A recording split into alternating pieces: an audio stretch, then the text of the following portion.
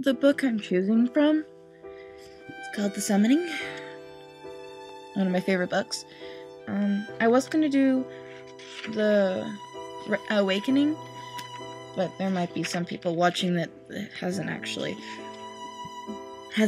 read the books. So I'm going to do it this way. Robin challenged me to do a paragraph. I kind of want to read the beginning, so here we go. The Summoning. First chapter. Mother forgot to warn the new babysitter about the basement. Chloe teetered on the top step, chubby hands reaching up to clutch both railings, her arms shaking so much she could barely hang on. Her legs shook too, the Scooby-Doo heads on her slippers bobbing. Even her breath shook, puffing like she'd been running. "Chloe?" Emily's muffled voice drifted up from the dark basement. "Your mom said the Coke's in the cold cellar, but I can't find it. Can you come down and help me?" Mommy said she'd told Emily about the basement. Chloe was sure of it. She closed her eyes and thought hard. But before Mommy and Daddy left for the party, she'd been playing in the living room. Mommy had called. Chloe had run into the front hall where Mommy had scooped her up in her arms, laughing when Chloe's doll poked her eye. "I see you're playing with Princess. Pirate Jasmine. Has she rescued poor Aladdin from the evil genie yet?" Chloe shook her head, then whispered, "Did you tell Emily about the basement?" "I most certainly did. No basements for Miss Chloe. That door stays closed." When Daddy came around the corner, Mommy said, "We really need to talk about moving, Steve. Say the word and the sign goes up." Daddy ruffled Chloe's hair. "Be good for Emily, kiddo." And then they were gone. "Chloe, I know you can hear me," Emily yelled. Chloe peeled her fingers from the railing and stuck them in her ears. "Chloe! I can't go in the basement," Chloe called. I'm not allowed." "Well, I'm in charge, and I say you are. You're a big girl." Chloe made her feet move down one step. The back of her throat hurt. Everything looked fuzzy, like she was going to cry. "Chloe Saunders! You have 5 seconds or I'll drag you down here and lock the door." Chloe raced down the steps so fast her feet tangled and she stumbled into a heap on the landing. She laid there, ankle throbbing, tears burning her eyes as she peered into the basement, with its cracks, creaks, and smells and shadows, and Mrs. Hobbs. There'd been others before Mrs. Hobbs scared them away. Little like old Mrs. Miller, who'd played peekaboo with Chloe and called her Mary, or Mr. Derrick, who'd asked weird questions like whether anyone lived on the moon yet, and most times Chloe didn't know the answer. But he'd still smile and tell her she was a good girl.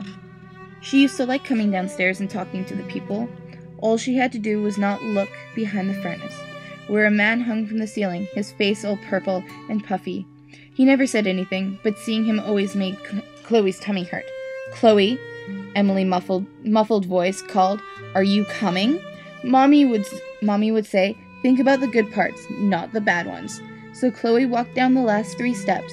She remembered Mrs. Miller and Mr. Derrick, and she didn't think of Mrs. Hobbs at all, not very much. At the bottom, she squinted into the darkness. Just the night lights were on, the ones Mommy had put up everywhere when Chloe started saying she didn't want to go downstairs, and Mommy thought she was afraid of the dark, which she was, a little, but only because the dark meant Mrs. Hobbs could sneak up on her. Chloe could see the cold cellar door, though she kept her eyes on on that and walked as fast as she could. When something moved, she forgot about not looking, but it was only the hanging man, and all she could see was his hand peeking from behind the furnace as he swayed. She ran to the cold cellar door and yanked it open. Inside, it was pitch black. "Chloe?" Emily called from the darkness. Chloe clenched her fist. Now Emily was being really mean, hiding on her. Footstep padded overhead. "Mommy? Home already? Come on, Chloe. You aren't afraid of the dark, are you?" Emily laughed. "I guess you're still a little baby after all." Chloe scowled. Emily didn't know anything. Just a stupid, mean girl. Chloe would get her Coke, then run upstairs and tell Mommy. Emily would never babysit her again. She leaned into the tiny room, trying to remember where Mommy kept the Coke. That was it. On the shelf, wasn't it? She darted over and stood on her tiptoes, her fingers closing around a cool metal can. Chloe? Chloe! It was Emily's voice, but far away, shrill. Footsteps pounded across the floor overhead. Chloe, where are you? Chloe dropped the can.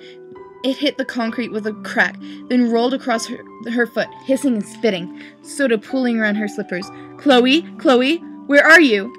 A mimicked a voice behind her, like Emily's, but not quite. Chloe turned slowly. In the doorway stood an old woman in a pink housecoat, her eyes and teeth glittering in the dark. Mrs. Hobbs. Chloe wanted to squeeze her eyes shut, but she didn't dare because it only made her madder. Madder made everything worse. Mrs. Hobbs' skin rippled and squirmed. Then it went black and shiny, crackling like twigs in a fireplace. Big chunks fell off, plopping onto the floor. Her hair sizzled and burned away, and then there was nothing left but a skull, dotted with scraps of blackened flesh. The jaw opened, the teeth still glistening. Welcome back, Chloe.